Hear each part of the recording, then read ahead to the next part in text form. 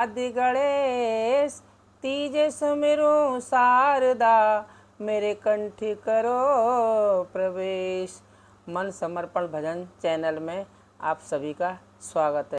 जब मेघनाथ की मृत्यु हुई तो उसकी एक बाजू कट के और मंद उसके सुलोचना के आंगन में आकर के गिरी।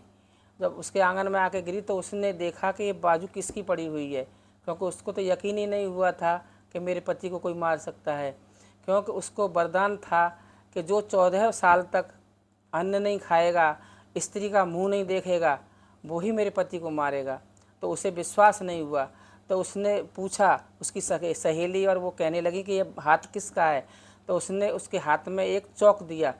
चौक दे के कहा कि आप लिख के बताओ ये हाथ किसका है। तो उस हाथ ने लिखा कि मेरे को लक्ष्मण ने मारा है और मैं मेघनाथ हूँ, मेघनाथ का ही हाथ है, मैं तुम्हारा पति हूँ।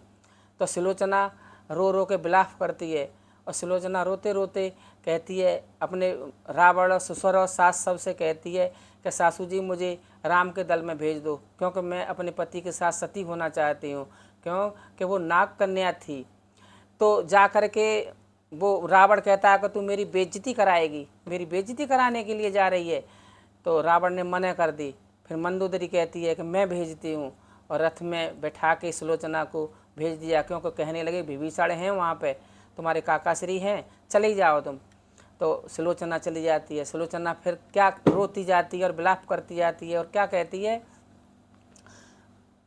राम लक्ष्मण ने मारे हमारे पति, राम लक्ष्मण ने मारे हमारे पति, राम लक्ष्मण ने मारे